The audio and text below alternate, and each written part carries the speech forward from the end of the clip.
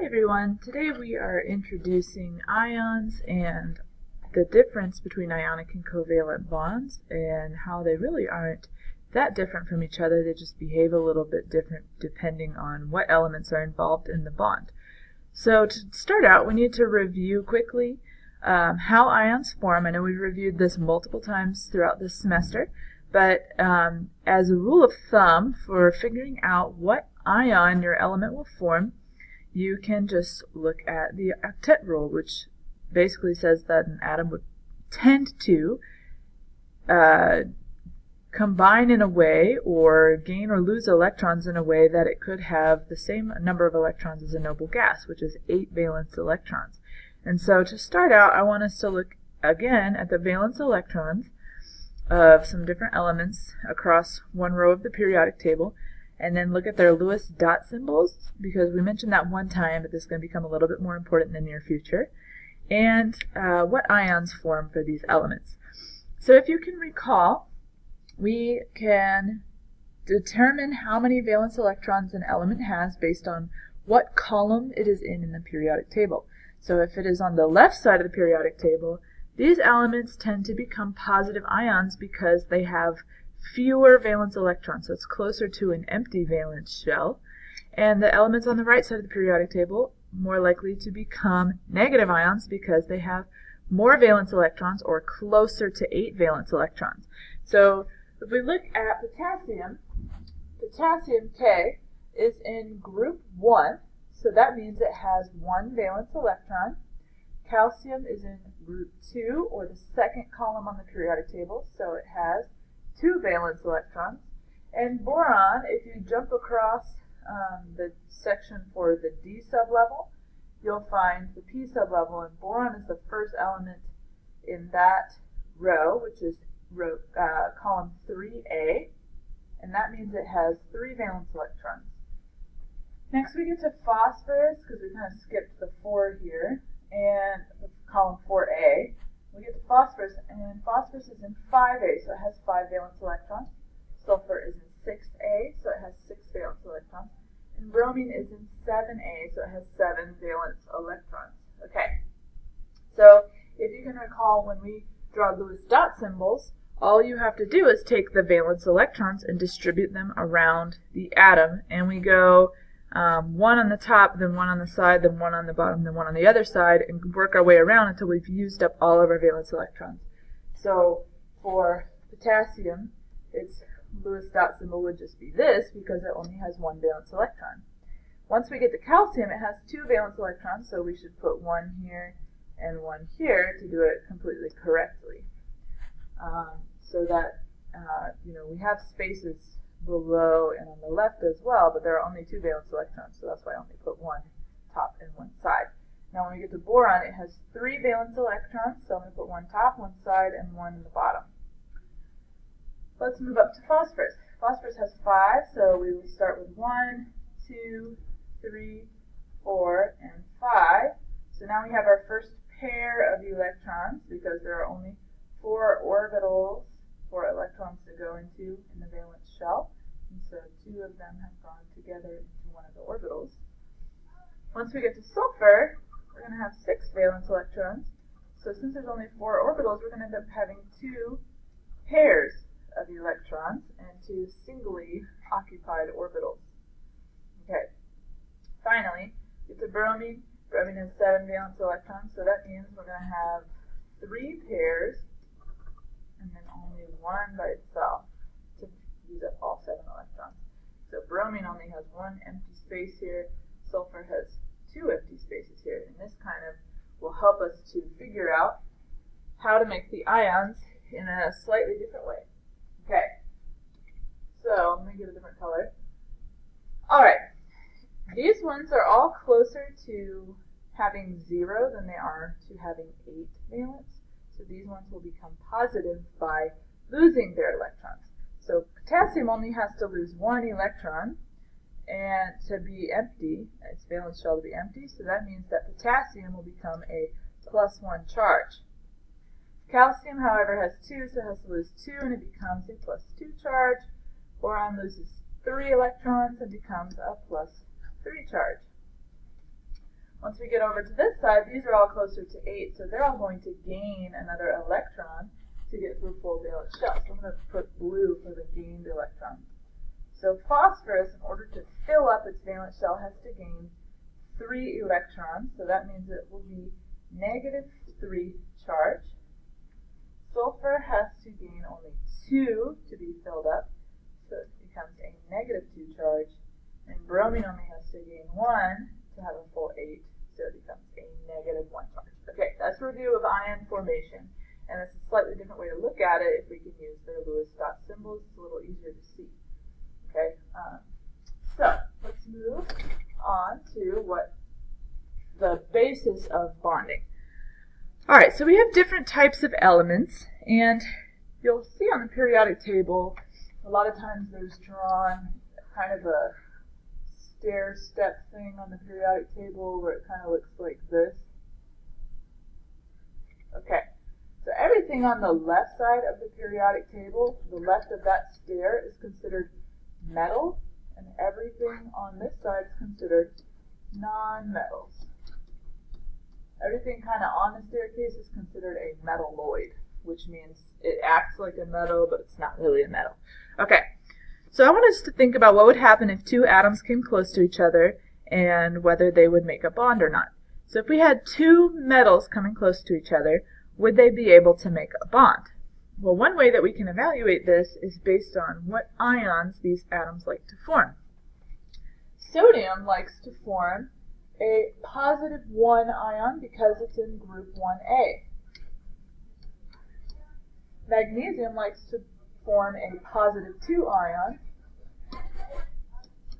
because it's in group 2A. Okay, now you should remember this from basically any situation where you have charges. Opposites attract, and these charges here are not opposite. They're the same, they're both positive. So these are actually going to repel each other, which I have this picture here to kind of represent. You have 2 positively charged atoms that are going to repel. So it turns out that if you have 2 metals, they can't bond with each other. They don't even want to be next to each other. They're going to push away from each other. Okay? Now what about in the case of 2 nonmetals? Okay, so our nonmetals are on the right side of the periodic table. They're closer to 8 valence electrons. So that means they're both more likely to become negatively charged. Now, one unique thing about nonmetals is since they are trying to take electrons, they can actually try to take them from each other. So carbon has 4 valence electrons because it's in group 4, and fluorine has 7 valence electrons because it's in group 7. And carbon would really like to get the extra electrons if it could, and it likes to do that by actually trying to take it from another atom without completely taking it away because it's not very strong. If we look at its electronegativity, it does not have a strong pull on the electrons. Whereas fluorine has a very, very strong pull on the electrons, and it also is very likely to become a negative ion. So fluorine pulls really hard on this electron right here from carbon, and carbon can kind of pull on that electron from fluorine, and they end up forming this thing where both of them are attracted to the 2 electrons, but since fluorine is more electronegative, fluorine kind of pulls those electrons closer to itself, and carbon kind of gets to share them. So that's why here this little squiggly thing represents a partial positive charge, because carbon holding on to the electrons just not very strongly, and fluorine is holding on to those electrons very strongly, pulling them closer to itself, so it becomes a partial negative charge. Okay? Now this is what we would call a covalent bond, but more specifically, because one is more electronegative than the other one, we would call this a polar covalent bond. Now it could be just covalent if they're both attracting both electrons, like shown in this picture. But if it's one is attracting them more, then it would be considered polar. Okay, next. If we have a metal and a non-metal together, the metal, like we already said, likes to become a +1 charge. Sodium likes to become +1. and fluorine likes to become a -1 charge. Now we know that opposites attract, so these two are going to both be attracted to each other, which leads to the formation of the compound sodium fluoride, which is shown in this picture. Most salt compounds like this, metal and a nonmetal, look like white powder. Sometimes they're colored. But these are pretty weak bonds, but they'll make a whole bunch of them together in these crystals like this, which we're going to look at the crystal structure in just a second. This is what we would call an ionic bond. And this is because these atoms both have a strong tendency to become ions, and then the ions are attracted to one another. Okay. If you have two oppositely charged ions, like we already said, one is a metal and one is a nonmetal, they will attract one another to form a bond. And some important terms you need to know is that if you have a negatively charged ion, it is called an anion. So in that case, fluorine was our anion. And if you have a positively charged ion, it's called a cation. So in that instance, sodium was our cation because it had a positive charge. So when these solids form out of ionic components, anions and cations, these solids pack together like this, where you have opposite charges lined up in a row in a 3D structure like this, and we call this a crystal. This is because of the way that light interacts with it. It looks very shiny and makes the perfect shape. And if you look very closely, you'll see negative, positive, perfectly alternating because those charges are attracted to each other and it can pack very nicely. Now when you have a whole bunch of them together like this, it becomes a really strong force and the compound becomes really strong. It's really hard to destroy ionic compounds or salt crystals. Okay, and then this picture is just showing you that ionic crystals really like to form some cool shapes. This is kind of the way that these atoms could arrange themselves depending on what salt you're looking at. They form really perfect shapes. All right, now last thing we need to look at is how these elements form compounds.